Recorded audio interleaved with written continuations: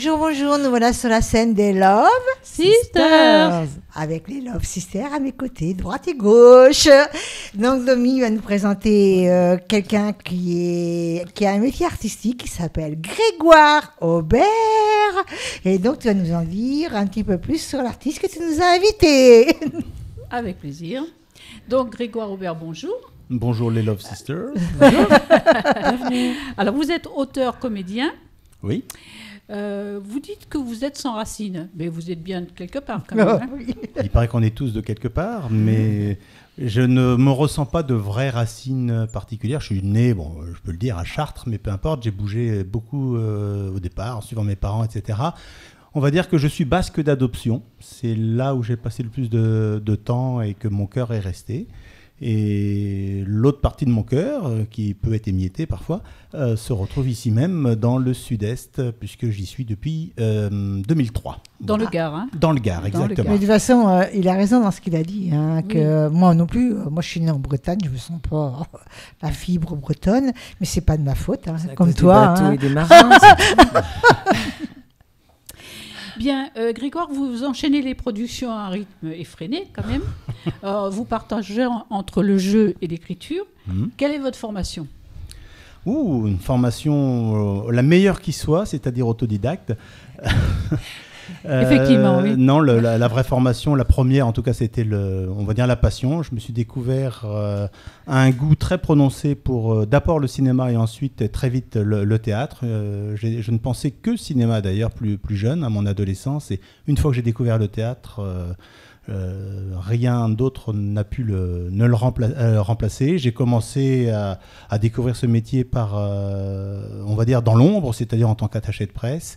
Et très vite, d'ailleurs poussé par un comédien qui aimait bien ma manière d'écrire et de parler, en tout cas en tant qu'attaché de presse, de parler du spectacle. Il m'a poussé à écrire mon premier spectacle, ce que j'ai fait. Et depuis, j'ai jamais arrêté, quoi, tout simplement. Alors c'est vrai que vous êtes un amoureux des mots, et il y a une certaine musicalité dans vos écrits. Qu'est-ce qui fait danser la petite musique de votre vie d'auteur ? C'est vrai que j'ai commencé à aimer les mots en aimant des personnes, je pense à Desproges et à De Vos notamment. Ce sont eux qui ont été mes maîtres. De Vos, c'est un grand. Hein. De Vos, c'est lui qui m'a fait découvrir les jeux de mots, on va dire, même dans l'absurde, qui ont du sens. Et alors Desproges a une telle maîtrise. Oui, c'est vrai. Et d'ailleurs, à tel point que mes premiers textes accumulaient les jeux de mots. Et je me suis très vite rendu compte que pour écrire du théâtre, je voulais pas être un humoriste, tenter de l'être en tous les cas. Je sais pas si j'en avais la possibilité et le talent, mais en tous les cas, raconter une histoire, c'est d'abord travailler la psychologie des personnages et avoir des choses à dire, évidemment. Et que si on accumule les jeux de mots, on sort d'un registre dramaturgique pour être juste dans un effet qu'il soit a priori comique. Ce que j'ai gardé de tout ça, vous avez parlé de musicalité, elle se trouve là, c'est justement quand j'écris, j'aime bien que parfois il y ait, dans une phrase, il y ait une certaine musicalité, avec peut-être des consonances, avec pas des vraies rimes, mais parfois, parce que j'écris pas d'alexandrin du tout, mais oui, il y a quand même une espèce de musique qui ressort et qui est censée aider ou compliquer la tâche du comédien. Donc, au niveau des personnages que vous mettez en scène, vous décrivez des personnages d'actualité, enfin, vous vous attachez à des personnages comme les prostituées. Alors oui. Vous avez un vaste panel d'entrée en scène de personnages. Oui, j'ai d'abord écrit en parlant du couple. Je pense que j'y mettais d'ailleurs vaste sujet que je pourrais encore continuer à écrire. D'ailleurs, je pense que je continue. Dans toutes les pièces, il y a des allusions quasiment. Maintenant, c'est pas forcément le cœur du propos, mais c'est universel. Et je reconnais que la seule petite ambition que je peux avoir quand j'écris, c'est que mes pièces soient pas uniquement contemporaines et qu'on n'en parle plus dans 5 ans, mais que quelqu'un dans 10-15 ans serait tenté, évidemment dans 100 ans, tant mieux si ça arrive, enfin là j'en suis pas certain. En tout cas, quelqu'un tombe sur un de mes textes, soit capable ait envie de le monter, peu importe l'époque à laquelle il a été écrit. Voilà. Et c'est en cela que je cherche cette universalité-là. Donc les personnages sont Oui, contemporain, obligatoirement. Faut parler de son époque, faut parler à nos contemporains. Des sujets. Des sujets qui... le couple en fait partie, mais évidemment, quand j'ai touché à la prostitution, au droit de l'enfance, ça c'est pour les sujets les plus graves que j'ai abordés. Je me suis inspiré de témoignages. Donc ça, c'est vraiment des choses qui sont marquantes. Et oui, ça parle aux gens. Mais vous ne faites pas que des choses graves, vous faites de la comédie aussi. J'ai commencé par la comédie, j'y reviens régulièrement. C'est le cas actuellement, je suis plutôt en train d'écrire des comédies. Mais il y a une chose qui m'insupporte un petit peu dans le monde du spectacle, peut-être entre guillemets médiatique, c'est qu'on enferme toujours les gens, on leur met une étiquette. Dans des cases. Et quand j'ai commencé dans le café-théâtre, je ne vais pas dire qui, quoi, comment, mais à Paris, il y avait un directeur de théâtre qui m'a dit que je faisais partie des 3 auteurs. C'est un théâtre qui existe toujours et qui a Pignon-sur-Rue à Paris, qui misait sur moi. Et on était 3 autres, il a cité 2 autres auteurs qui tournent énormément aujourd'hui. Et il se trouve que moi, mon spectacle d'après, c'était plus du tout du café-théâtre ou une comédie, mais je suis passé à un registre plus dramatique. Et bizarrement, j'ai perdu mes appuis à ce moment-là, voilà. Tout simplement. Parce qu'il a perdu ses repères. Lui. Exactement. Et en fait, c'est continuellement la même chose. Quand j'écris un drame sur la prostitution, je suis tout à fait dans un registre presque de théâtre subventionné, etc. Mais on me reproche d'avoir écrit des comédies. Moi, du théâtre d'auteur, quoi. Voilà. Non, mais on dit que je suis quelqu'un de léger, que je vois pas pourquoi on donnerait une subvention à quelqu'un qui écrit des comédies. Et puis, lorsque je tape aux portes des théâtres de comédie avec mes comédies, on me dit, mais oui, mais lui, il se prend au sérieux. Il écrit des drames, voilà. Et finalement, je continue ma route, je trace mon chemin. Et puis, tant pis pour ceux qui me suivent pas, tant pis pour moi déjà. Et j'espère qu'un jour, tant pis pour eux. Alors, vous faites aussi des adaptations. Faubourg de Scapin. Et je viens de faire celle de Tartuffe que l'on va présenter cet été au Festival d'Avignon. Voilà. Parce que vous êtes un habitué du Festival d'Avignon, Festival Off. À titre personnel, ce sera mon 15e festival cette année. Oui, absolument. Très bien, félicitations. Voilà, merci. Ouais. Donc, quelle est votre actualité en ce moment ? Alors, elle est multiple. Alors déjà, bien sûr, je prépare le Tartuffe. L'adaptation a été faite, le casting est déjà décidé, mais ensuite, je prépare le terrain et on va démarrer les répétitions en 2020, début 2020. Je suis en train de terminer, je viens d'une résidence d'écriture, j'ai écrit une nouvelle comédie sur la fratrie, 3 frères qui, au fil du temps, règlent un petit peu leur compte. Ça reste une comédie, même si c'est un peu grinçant par moment. Je pense que ça parlera à beaucoup de familles. J'allais dire la vie de famille, quoi, en fait. La vie de famille, plus ou moins violent, mais c'est une fratrie. C'est exactement ça. Il y a une comédie de Laurent Ruquier que j'interprète depuis plusieurs années qui s'appelle « Je préfère qu'on reste amis ». Et avec ma compagnie, on a repris le flambeau il y a 2 ans et on la tourne un peu à droite et à gauche. Et là, elle est programmée notamment en décembre dans l'Aveyron. On a d'autres dates dans le Gard, début 2020. Enfin voilà. C'est les 3 gros trucs dont je puisse parler, la grosse actualité. Il y a des pièces qui tournent encore en parallèle. Et puis... je pense que l'année 2020 va être assez chargée parce que j'ai un projet justement de monter les comédies qui sont dans mes tiroirs, les dernières comédies que j'ai écrites, j'ai envie de qu'elles voient le jour prochainement. Voilà. Alors le théâtre d'auteur, très rapidement, c'est un choix de vie ? Oui, c'est un choix de vie. Ça induit forcément. Oui, qui s'est imposé sincèrement, qui s'est imposé à moi. Je trouve que j'ai pas vraiment eu le choix, dans le sens où très vite, une fois que j'ai découvert que j'aimais ça, que j'avais envie d'être sur scène ou en tout cas de donner mes mots à d'autres comédiens. Le reste n'avait plus d'importance. Maintenant, il y a une réalité économique qui n'est pas toujours rose, mais tant que j'y parviens, je reste avec cette ligne de conduite. Et c'est vrai que je ne suis pas tombé dans certaines, j'allais dire compromissions, le mot est un peu accusateur, mais en tout cas, pas de concession particulière, et j'écris d'abord ce que j'ai envie d'écrire. On peut me passer commande, si on me paye, je peux suivre sans aucun problème. Si on le paye on le paye très cher. Mais dans ces cas-là, ça devient un autre enjeu, mais je peux revenir à ce que je racontais sur Paris tout à l'heure. C'est pas un théâtre qui doit dicter mes sujets, ce que j'ai envie Voilà. Vous d'écrire. avez envie de vous exprimer comme vous le souhaitez. Exactement. Et si ça passe par Alors- le drame, ça sera un drame. Et si ça Alors, si vous aviez un petit cadeau à faire à Love Sister, est-ce que vous pouvez décrire comme ça en impro Love Sister? Love Sisters. Alors déjà, je vous regarde et il y a le love. Hein. Le Love Sisters. Je viens d'écrire une pièce sur la fratrie. Et vous êtes 3 également. J'ai envie de dire Love Brothers and Sisters. Hein. Ça m'amuse beaucoup le côté intriguant qu'il puisse y avoir derrière l'intitulé Love Sisters. Mais bizarrement, il ne s'est rien passé de plus. Mais le fait d'avoir fait l'émission... Pas encore. Pas encore. Attendez, le téléphone va sonner là. Non, mais le fait d'avoir fait l'émission, de vous regarder, de savoir... voilà, il y a 3 jolies voix féminines qui animent l'émission. Et je comprends Love Sisters. Et oui, on est tous des frères et des sœurs. Et on a envie tous de... Aimez-vous les uns les autres. Il manque juste le petit pétard autour de la table. Ja, mon frère, Ja.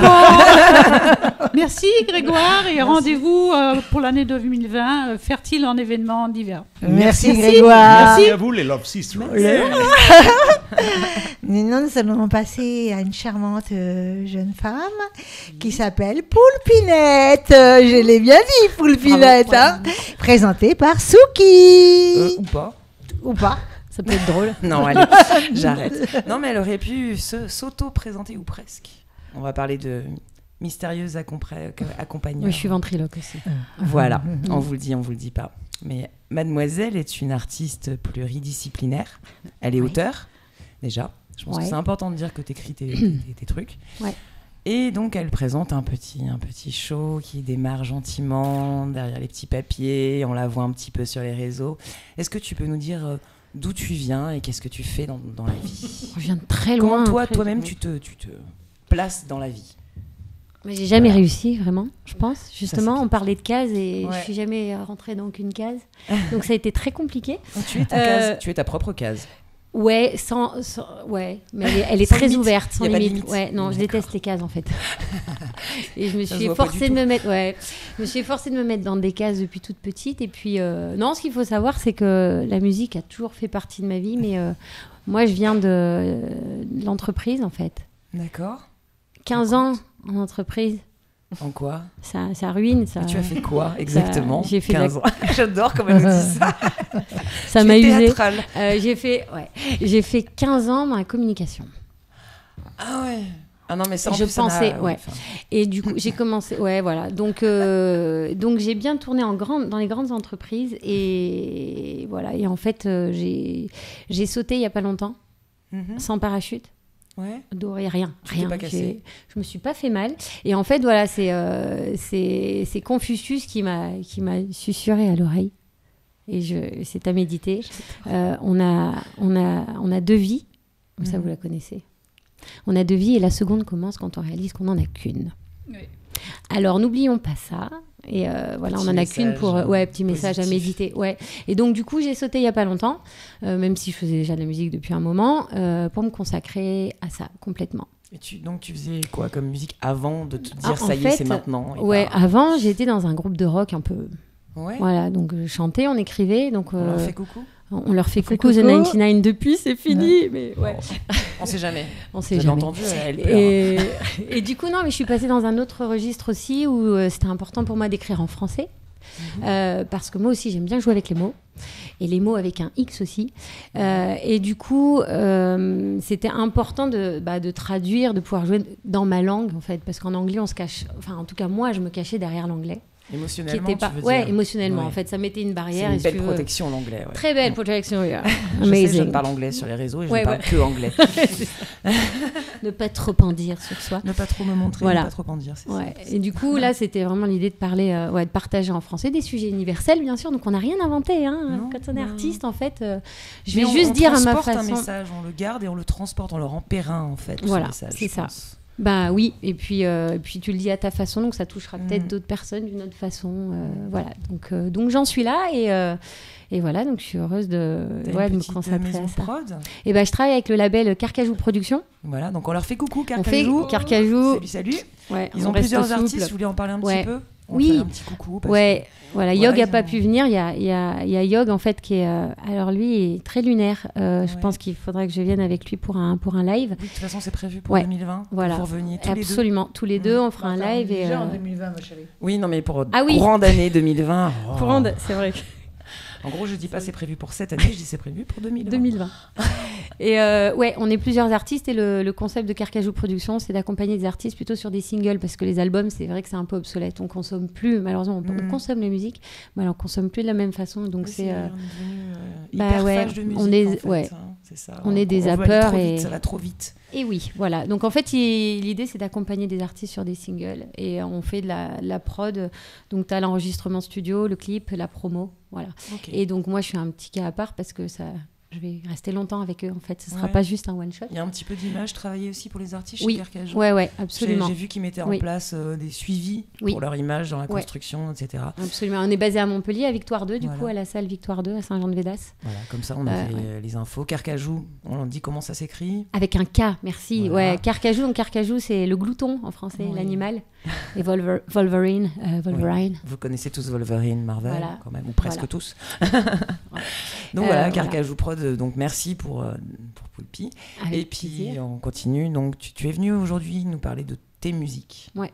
Donc tu écris, tu composes. Ouais, je compose et en fait je suis accompagnée par Nada Roots. Bon, je sais pas si vous connaissez Nada. Ouais, Nada Roots en fait qui est avec moi en fait sur scène. Il se cache. Je cache. Oui, je suis ventriloque, je te fais parler avec. Donc voilà. Son petit morceau, elle fait de la ventriloquie. Attention les guillemets, les enfants. J'ai la voix hyper grave. Puisque c'est un homme, en fait, sa marionnette, qui chante vraiment derrière et qui parle avec elle. Ouais. Et elle répond uniquement à la marionnette. Donc ça, c'est assez magique, j'ai trouvé. Moi, j'ai regardé tes vidéos. J'ai trouvé ça assez magique. On allie un peu l'enfantin. En même temps, on ouvre la porte aux gens qui sont plus âgés, aux choses de la vie de tous les jours avec les mots que tu utilises. Oui. Y a un vrai choix, je pense, de connexion là-dedans. Tu peux nous expliquer un petit peu ce qui te pousse à faire ces choix-là, en fait? C'est-à-dire comment toi, tu arrives à renvoyer ce que tu veux dans ta musique, en fait? Parce que c'est comme ça que tu décides, finalement, je pense. Ou c'est la pure instinctive? C'est complètement con ce que je vais dire, mais c'est être le plus connecté à soi et le plus aligné possible et le moins dans le jugement. J'en parlais avec des artistes, c'est être soi en tant qu'artiste avant d'être vu par les autres en tant qu'artiste. Ouais, c'est ça. Bah oui, parce qu'en fait, juste être nous, en fait. C'est ce en plus, ce mot être artiste, enfin, je trouve ça hyper bizarre, surtout quand, moi, j'ai 15 ans dans la communication, j'étais une artiste dans l'entreprise, je faisais n'importe quoi, on me regardait un peu bizarrement. Et du coup, c'est surtout délivrer avec ces mots des messages, mais qui te touchent. Tu parles de ton histoire, en fait. Hein. C'est juste ça. Et c'est toujours ça. Tu ne parles. Et quand tu dis partager un bout de soi, c'est ça que tu veux dire. Oui, parce que c'est ça qui parle aux autres, parce que les autres peuvent s'y identifier. Et en fait, toi, alors il y en a qui peuvent dire c'est hyper narcissique et tout, mais en fait, tu ne peux parler que de ce que tu as vécu.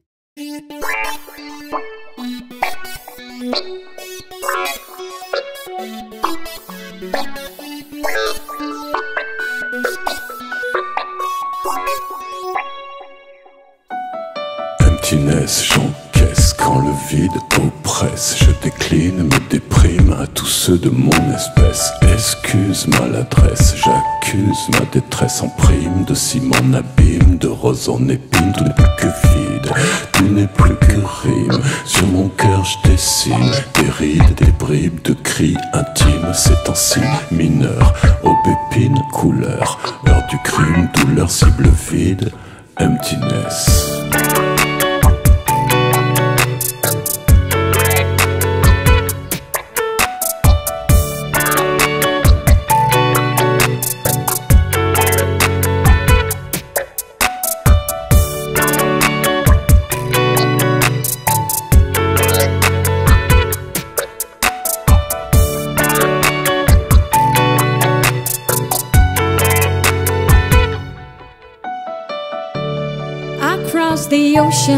Across the ocean for you. Now I'm in a desert cause of you. The sand is my enemy, weakening my memories. My heart is dried up, I can't but I wanna shout. But I didn't wanna be alone. I didn't wanna be on my own. I wanna live slow, you go through the fast. While are you running after? Look back on your past, back on your past, back on your past. Dis-moi, Poupie, où est-ce qu'on peut te voir pour 2020 cette année? Eh ben, il y aura des dates que j'ai pas encore à vous communiquer, mais on va tourner à partir du printemps. Ok. Et donc, sur scène, il y aura Nada Roots qui sera à la basse, au percu et à la voix. Ouais. Et DJ Big Mat au platine. Et comment s'appelle ta copine, en fait? Ma copine, elle s'appelle Nadine. Nadine. Elle est mignonne. Il y a Nada et Nadine. C'est ça. Ça va lui plaire. Bingo. On lui a trouvé un nom aujourd'hui. Donc, du coup, on te trouve sur les réseaux, Poupinette. Oui, j'ai une page Poulpinette sur Facebook, sur Insta, et après sur les pages de Carcajou, donc Carcajou avec un K, je répète, sur Bandcamp, où on peut vraiment trouver les fichiers audio en Les bonne liens vont résolution, s'afficher. et YouTube, Et où il y a les YouTube. clips et tout ce qu'il faut. Valeur sûre. Valeur sûre. Merci beaucoup. Merci. Et à très Merci, bientôt. Poulpinette. Avec Nous allons passer à une autre invitée, une charmante invitée qui s'appelle Caroline. Et je vais laisser ma chérie l'annoncer. Merci. Donc, Caroline Bogaerts, vous êtes comédienne. Oui.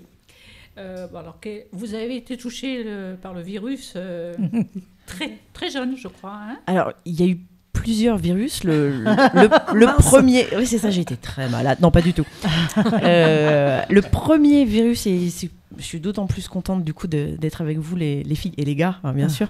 mais plus Mais les surtout filles, les filles, hein. hein, évidemment. C'est qu'effectivement, au départ, moi, j'avais été touchée par le virus de la radio. Donc, ça, c'était inattendu. Et souvent, ça s'est fait par des rencontres. Et c'est vrai que ce jour-là, j'ai eu la chance de rencontrer Joël Kaufmann, qui, pour la petite histoire, à l'époque, venait de se battre pour faire libérer son mari, en fait, Oui, qui, tout je vous à le fait. rappelle, était otage au Liban. Otage Liban. Et la première émission de radio que j'ai faite, c'était à côté d'elle. Donc je peux vous dire que ça a été un détonateur. Oui. Donc là, j'avais peut-être 12-13 ans, un truc comme ça. Et donc après, ça a été une longue aventure, puisque j'ai pu aussi travailler pour le réseau de Radio France. Donc ça, c'était jadis. Voilà. Et effectivement, l'autre virus qui est venu de manière plus douce, comment dire, sans doute par pudeur, par timidité, pourtant, c'était celui du théâtre, effectivement. Donc, comment des lettres et du journalisme, on passe au théâtre? C'est des hasards? Non, il n'y a pas de hasard dans la vie. Je crois qu'il n'y a pas de hasard. des parce rencontres. Il y a beaucoup de rencontres. Féminines, vous m'avez dit. Au départ, oui, très féminine. Donc, je pense qu'il y a zéro hasard. Moi, j'y crois plus du tout au hasard, en fait. Une deuxième rencontre aussi qui a été un chouette détonateur, c'est j'étais reporter à l'époque et je rencontre Myriam Roustan, qui était une ancienne du théâtre de Bouvard. Donc une espèce de bonne femme qui vous parle comme ça. Oui. Voilà, j'en perds mon micro, écoutez, je fais le show. Voilà. Ça, c'est un signe, je pense qu'elle doit pas être loin. Une espèce de femme complètement bout en train, donc que je rencontre en reportage, qui me dit « Mais viens faire mes ateliers théâtre, tu vas t'éclater, ça va te décoincer. » Bon. Et donc, je commence à faire du café-théâtre à Auxerre, à l'époque, puisque j'habitais en Bourgogne. J'avais quitté la région parisienne. Et en même temps, je rencontre d'autres personnes, un metteur en scène, et je commence à travailler sur une pièce, alors là, beaucoup plus, entre guillemets, profonde, où je découvre vraiment les émotions, qu'est-ce que c'est les émotions au théâtre, et où je me forme effectivement à cette méthode du théâtre de l'opprimé, qui est pas du tout, c'est pas du tout triste, hein, pas du tout, et d'Augusto Boal. Et donc tout ça se fait en même temps, en fait. Ça se fait de façon autodidactique ou oui. Exactement, parce que en fait j'ai eu plusieurs casquettes, en fait, plusieurs métiers. Et donc à l'époque je suis animatrice et reporter radio. Et puis en même temps. Mais ça aide quand même, hein. Oui, bah évidemment. Et puis après, je vois un film qui me zouipe le cerveau. Je vois ce film à l'époque, Matrix, où il fallait choisir entre les 2 pilules. Et du coup, je choisis une autre pilule et finalement, j'abandonne Radio France pour devenir formatrice à mon compte. Alors, formatrice en quoi, vous allez me dire? En communication. En communication. Vraiment, là, il y a que des communicants. Des communicants. En communication, développement perso, mais du coup, avec l'outil théâtre toujours au cœur de tout ça. Voilà. Alors, en 2004, vous arrivez sur Montpellier. Oui, ça y est, j'arrive. Qu'est-ce qui se passe sur Montpellier? Alors, au début, un peu perdu quand même, hein, parce qu'on passe de Auxerre à Montpellier, comment vous dire? C'est un autre univers. Et je rencontre une équipe de nanas qui s'appelle... Encore des femmes. Encore des femmes. Une compagnie théâtrale qui s'appelle Les Tire pas la nappe. Avec la fameuse Marion Aubert qui écrit beaucoup aujourd'hui, Marion Guerrero qui s'occupe de la mise en scène, qui me fait découvrir le clown, Frédéric Dufour, Capucine Ducastel, enfin voilà, une équipe de nanas extraordinaire. Et donc je suis les ateliers des Tire pas la nappe au 13 vents pendant 3 ans, je crois. Voilà.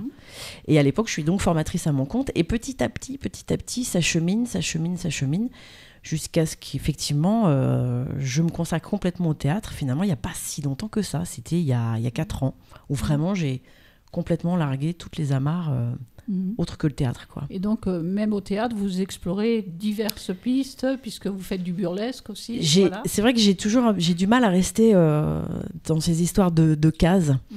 Ça, c'est vrai, et c'est aussi ce que je partage aussi un peu avec Grégoire, qui est à nos côtés, c'est-à-dire cette sensation d'avoir besoin de naviguer à droite à gauche, d'être un peu électron libre.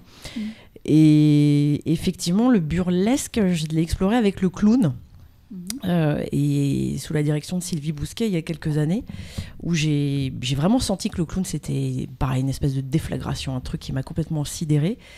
Et là, avec ce travail-là, on a travaillé plus sur effectivement le féminin. Donc, on a travaillé sur des figures féminines un peu azimutées, ébouriffées. Moi, je me suis retrouvée en boxeuse déprimée. Et on a travaillé sur ce projet à l'époque où il s'agissait on a créé un calendrier, un peu comme les rugbymen, vous voyez, sauf que là, c'était des burlesques pin-up, en fait, totalement déjantés. On a fait quelques performances, etc. Donc, c'était une belle expérience. Est-ce que c'est des performances assez difficiles, quand même, hein? Ça se fait pas comme ça? C'est physique, mais moi, j'ai besoin de ça, en fait. J'ai besoin du corps au théâtre. Les poussées d'adrénaline, c'est ça? Les poussées d'adrénaline, et puis d'être dans peut-être une forme de dépassement, j'en sais rien, mais c'est vrai que j'aime bien les rôles physiques. Et même dans le théâtre classique, je me suis retrouvée souvent avec des rôles d'hommes, où il fallait courir, sauter, cavaler, des choses comme ça. Ce côté peut-être petit clown aussi qui me suit depuis que je suis petite, même si finalement je pense que tout ça cache aussi essentiellement de la sensibilité, je pense que voilà, on se dit qu'on se cache tous un peu, mais les hypersensibles.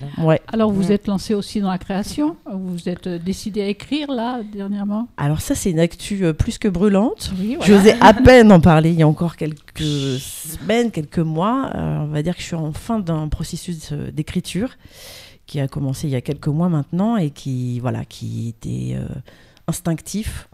Une chose à laquelle je pouvais pas passer à côté, et du coup effectivement je me suis lancée, et donc c'est une pièce de théâtre.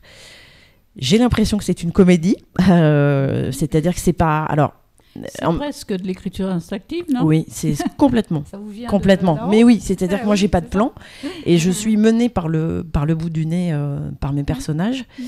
Donc on verra comment faire naître cette aventure, cette histoire, mais c'est vraiment, ça me tient à cœur. Et pour le moment, vous savez pas, savez comment ça commence, mais vous n'allez pas savoir comment ça finit. Alors c'est curieux parce que ça fait très longtemps que je savais exactement comment ça commencerait. Donc je l'avais dans la tête depuis très longtemps. Et j'ai les dernières minutes de fin. Et j'ai un petit blanc, c'est très bizarre, de 5-10 minutes. Voilà, j'ai vraiment un nœud central. Est-ce que c'est parce que j'ai un peu peur de terminer, de devoir après concrétiser tout ça? J'en sais rien. Mais là, c'est imminent quand même. Hein. Voilà, c'est ça. Oui, je sais bien. Alors là, on peut vous voir jouer où? Alors, on est en 2020, c'est ça. Alors, on va me voir jouer dans... Alors, le lieu exact, je ne sais pas. Je sais que ça sera au Sainte-Marie-de-la-Mer en février dans une comédie qui s'appelle La Sœur du Grec, avec une partie de la joyeuse équipe du Kawa, théâtre de Montpellier. Que vous dire comme j'anime aussi des ateliers théâtre, j'ai une équipe de jeunes qui joue le 13 mars, vendredi 13, ça ne s'invente pas, à l'Agora du Cress. Donc un gros spectacle où là je vais avoir 40 acteurs, où là je m'occupe du coup moi plus de l'écriture et de la mise en scène. Vous formez des jeunes, hein? Oui, c'est ça, c'est ça. En gros de 8 à 30 ans à peu près. Et donc là, il va y avoir 40 acteurs, des improvisateurs amis, etc. Et ce jour-là, voilà, on est encore en train de défricher un peu la thématique. Et vous pensiez peut-être monter une pièce de Grégoire? Eh ben, j'y pense aussi, ouais. Pour le mois de juin, effectivement, il y a pas mal de ces comédies qui m'intéressent, quoi. Ah. Et après, dernière actu, il va y avoir mars, avril, mai au Kawa, dans Le Père Noël est une ordure. Voilà. Génial. Bien, génial ça. Oui. Alors, en fait, vous avez 2 autres passions. Alors, vous pouvez les développer. Alors c'est pareil, c'est une manière pour moi de nourrir la machine, de m'étonner, d'aller rencontrer aussi d'autres personnes. C'est effectivement le chant. Alors c'est vraiment pour le plaisir, hein, j'allais dire. Où là je suis accompagnée par Agnès Puget, qui est une super coach vocale, qui est vraiment extra. Salut Agnès, si tu nous entends. Et la danse contemporaine. Alors ça. J'ai toujours été subjuguée quand je voyais des spectacles de danse contemporaine. J'ai jamais vraiment osé. Je me suis lancée il y a 3 ans. Et vraiment, je m'éclate. J'ai l'impression de faire du yoga, en fait. J'ai l'impression que vous refusez rien. Hein.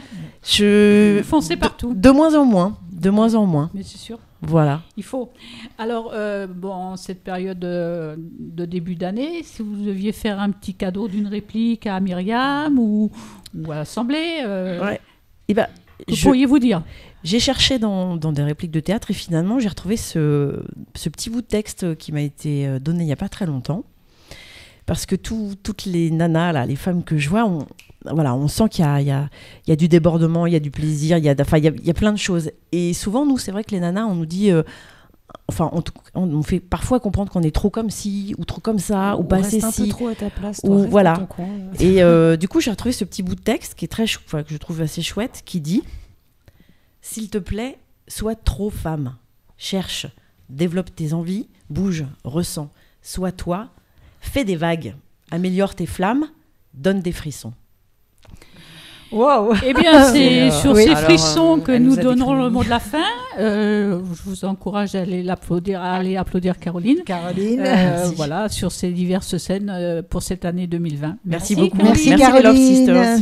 Et nous venons d'entendre avec plaisir Grégoire, Poulpinette et Caroline. Maintenant, c'est au tour de Rona Joe, présentée par Souki. Oui, d'accord, je veux bien. Bonsoir. Bonsoir. Donc Ronald Joe. Joe. Tout accroché, ou DJ Selecta. Selecta, Ronald Joe. Voilà. Parce que moi, je te connais sous le nom de DJ Selecta Ronald Joe. en arrière. Tout à fait. Voilà. Donc, d'où viens-tu? Moi, je suis. Que fais-tu? Non, d'abord, d'où viens-tu? C'est une longue histoire, je viens de plein d'endroits. Pierre, entends-tu, pardon. Moi, je suis à côté d'Avignon, à la base, de Gordes, dans le Vaucluse.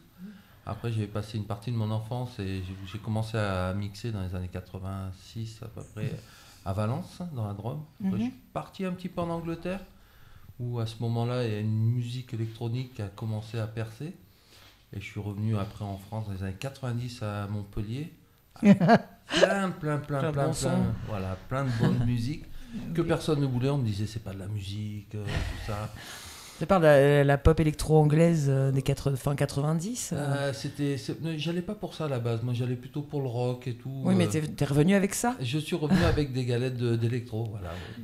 C'était le son, le futur. Le punk électro et le pop électro, quoi. Et quand je suis arrivé à Montpellier, donc dans les années 90, ça a été un petit peu dur, on va dire, quoi. Les gens, non, c'est pas du son, ça marchera jamais. Donc heureusement, je travaillais un petit peu dans des bars, la Jean Jaurès, au petit Negresco, et puis j'arrêtais pas de dire, ouais, ce serait bien faire des petites soirées. Oh, ça marchera pas ton truc et tout. Et puis on a commencé, et puis c'est bien parti. On va C'était dire. la bonne période, c'était un C'était peu la la bonne. révolution des DJ, des MAO, des musiques assistées par ordinateur. Voilà, tout à fait. C'est là que tout ça est sorti, a explosé sur les marchés. Des petits jeunes qui arrivaient, genre les Pingouins, Bouzig, qui fait Ouais, les trois My passe-passe. qui fait donc des grandes histoires après. Borealis, qui a commencé dans une petite business et qui a fini quand même à Gramont, où il y avait 25 000 personnes et tout, quoi.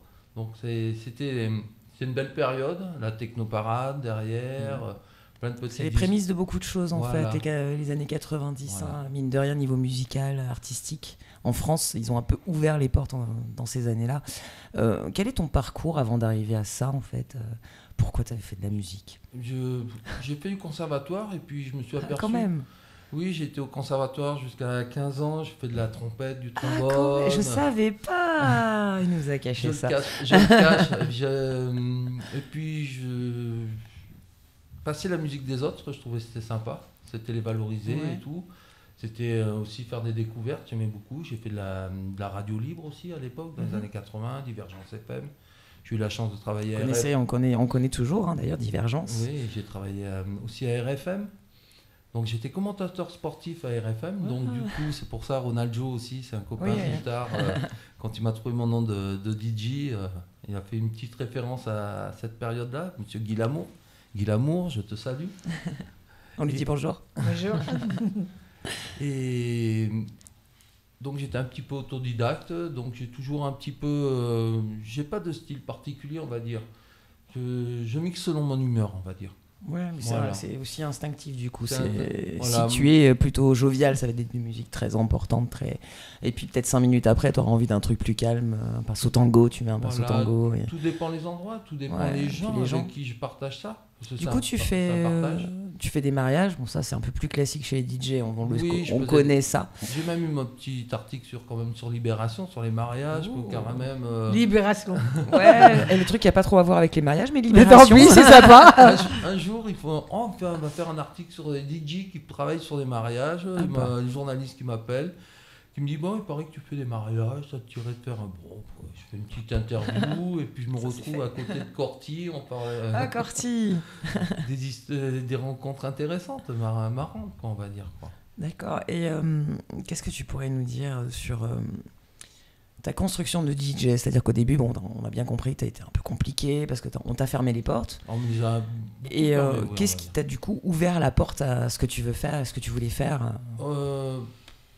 Est-ce que c'est quelqu'un? La personne, quelqu'un non, parce que j'ai quand même plein de gens qui m'ont fait confiance d'une certaine manière, mais j'ai jamais voulu m'enfermer dans un collectif, des choses comme ça. J'ai toujours voulu garder mon indépendance. Je veux pas être, j'ai quelqu'un avec qui je travaille depuis très longtemps, on va dire une quinzaine d'années, Benoît Philippe, avec qui qui faisait Festiberge à Saint-Bosile-de-Putois, un festival qui était gratuit. J'étais le DJ sur les changements de plateau et tout, donc on pouvait passer des jeunes artistes avec des groupes à venir et je faisais les changements de plateau et d'un petit peu, donc ça m'a permis de mixer sur beaucoup de festivals. Donc c'est comme ça en fait finalement que tu as vraiment démarré, c'est Oui, en voilà. passant Voilà. d'un festoche à un autre et Ce puis qu'il y avait les petits d'intéressant- bars. Ce qui avait d'intéressant, c'est que j'avais un contact avec tous ces musiciens.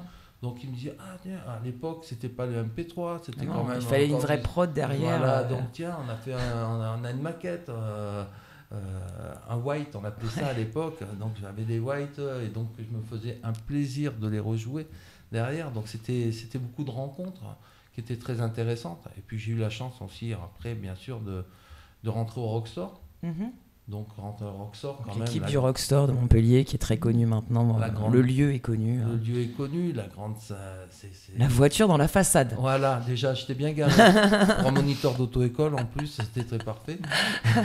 Et du coup, je me suis créé mon emploi, même au Rockstore. J'ai fait mon petit bar, le bar à tequila au fond, à droite. Je suis l'inventeur de ce bar, je me suis créé mon job à l'époque. J'adore. C'était le seul moyen pour pouvoir rester, on va dire, un petit peu. Et puis j'ai monté un petit peu, comme on fait au Rockstore, hein.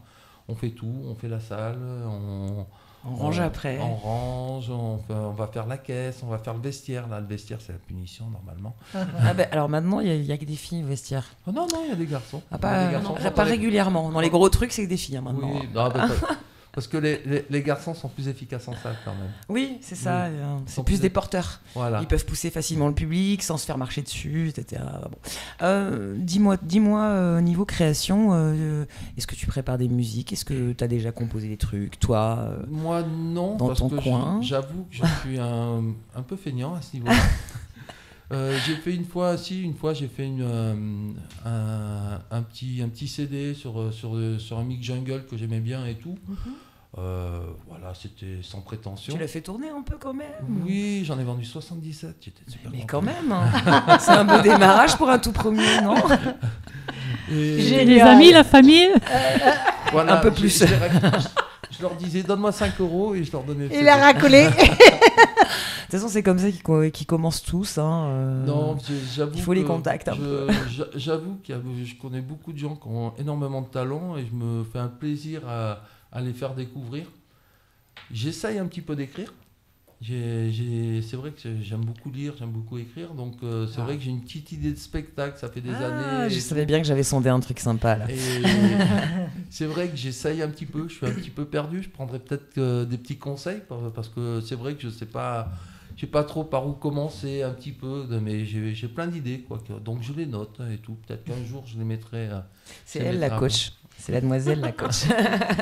Il faudra que je vienne un petit peu faire des leçons et tout. Quoi. Ben voilà, Love Sister sert aussi à ça. Vous vous mettez Oui. en relation entre invités, c'est super en tout cas. Si ça peut faire avancer les choses pour l'un Oui. ou pour l'autre. Des petits trucs prévus sur l'année, des nouveautés, des sorties. Pour l'année 2020, ben, comme tous les ans, donc je fais tous les ans au Roxor, on appelle ça la soirée bof, la soirée camping de l'été, en hommage à un DJ qui a travaillé au Roxor pendant plusieurs années, qui est disparu trop tôt. C'était sa soirée, donc je perdure cette soirée, donc c'est la soirée où tout ce qu'on ne diffuse pas dans l'année, je le joue. Ça c'est top. Et tous les ans, j'arrive à trouver quelque chose. Et J'adore. tellement que ça marche pas, c'est que cette année, on va être obligé. C'est full. On est obligé d'en faire 3. Ah bah, c'est On va ça, en tous faire les une ans, en c'est jeu. blindé, les gens se plaignent parce qu'il n'y a plus de place. Donc on a un peu honte, mais en même temps, donc on C'est essaye génial. il faut faire plaisir Ouais. à notre public. Donc on en fera une en juin, en juillet et en août. On rappelle en hommage à qui? À Yann Manzoni. Voilà, on lui dit là-haut, Là. salut Là-haut. coucou. Là-haut. T'as vu, t'es encore là? C'est pas ou en bas ou à là-haut. Hein. Toujours C'est et pas où. toujours, Hein. Toujours là, C'est toujours ça. dans notre cœur. Quoi. Bon bah écoute, et puis l'été? T'as des L'été, dates? des prévisions sur des festivals, mais encore pour le moment rien de. T'as des dates d'officiel. classiques, par exemple, l'été répétitives, où tu sais, t'es sûr que ces endroits-là, tu vas les faire, ou c'est toujours un petit peu aléatoire? Non, c'est aléatoire. Ok. Un Un vrai intermittent. Voilà, j'aime pas faire toujours deux fois la même chose. Non, c'est très bien. Voilà. On te retrouve comment sur les réseaux? Sur mon Facebook, c'est Selecta Ronaldo, ou sinon Voilà. au Rockstore quand je fais mes petites soirées à l'étage. Mhm. Voilà, Ronaldo. où je suis mondialement connu au Rockstore, c'est déjà ça. Ah, c'est quand même pas mal. Mais bon, t'es quand même mondialement connu par DJ. En fait, juste le Selecta. Selecta Il y a Ronaldo. beaucoup de gens qui te connaissaient Selecta et qui maintenant te chercheraient et te trouveraient pas parce qu'il y a Ronaldo derrière, en fait. Il y a Ronaldo derrière, voilà, tout à fait. Mais écoute, merci beaucoup. Merci, C'est super. merci. La prochaine fois que tu viens, tu nous fais un petit pass? Ouais, Bien sûr, voilà. ça marche. C'est super, Merci c'est beaucoup. super sympa. Tu en as vu déjà un. Ouais. Oui. Donc ce sera super sympa. Donc nous allons passer maintenant à mon chouchou, Deathman Paweto. je le dis en espagnol, mais on dit autrement, mais j'arrive pas à dire comme lui il le dit. Donc Deathman Paweto. Et les Love Sisters vous disent, avec leurs invités qui ont été super, et surtout libres, merci. tous libres dans la tête, et avec une passion extraordinaire, parce que en même temps, le métier artistique est une passion avant tout. Et j'ai trouvé que c'était vraiment génial, ces 4 invités. Donc, on voulait vous dire, tous les 4, 6, 7 personnes, tous les 7, bye bye! Bye bye. À la prochaine. Bonjour, nous voilà sur la scène des Love Sisters pour la rubrique Les chouchous de Mimi avec Deathman Paweto qui va nous chanter Terre et Mer.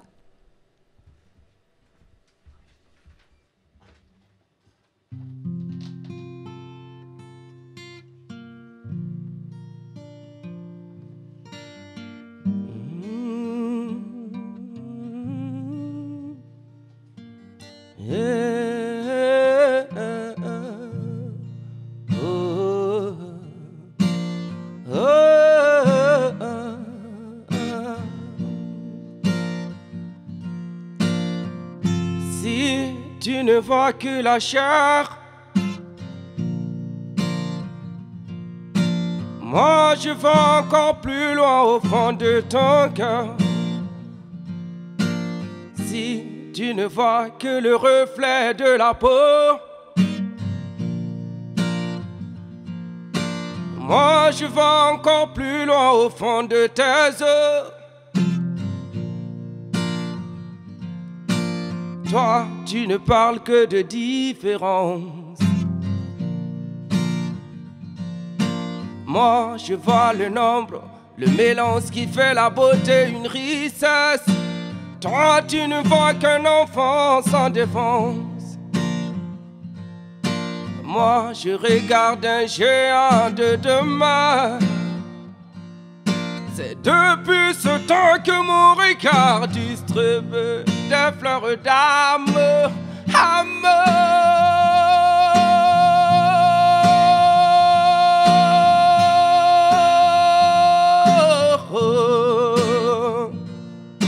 Noir ou blanc, rose ou beurre, bleu ou vert, vient de la même mer. Noir ou blanc, rose ou beurre, bleu ou vert, vient de la terre-mère, tous de la même merde. Yeah, oh, oh, oh. S'il te dit qu'ils sont différents, regarde quand de veines coule le sang. Ils te disent que l'autre n'a pas de sentiments. Deitman te dit qu'il ment. C'est de l'amour qu'on gagne l'amour. C'est depuis ce temps que mon cœur distribue des fleurs de bonheur,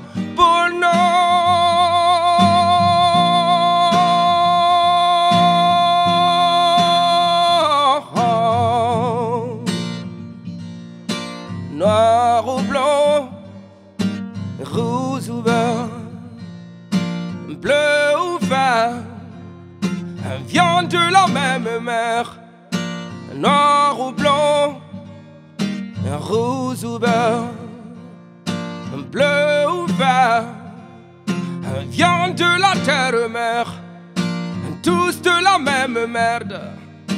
Anda yelifo tini baya tuturi, anda torsifo, anda yelifo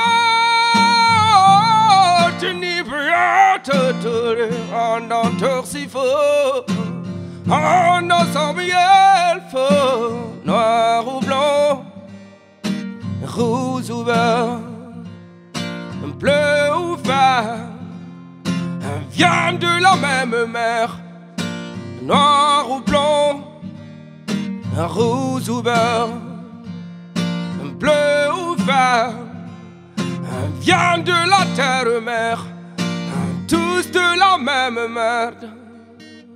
Yeah, oh, oh, oh.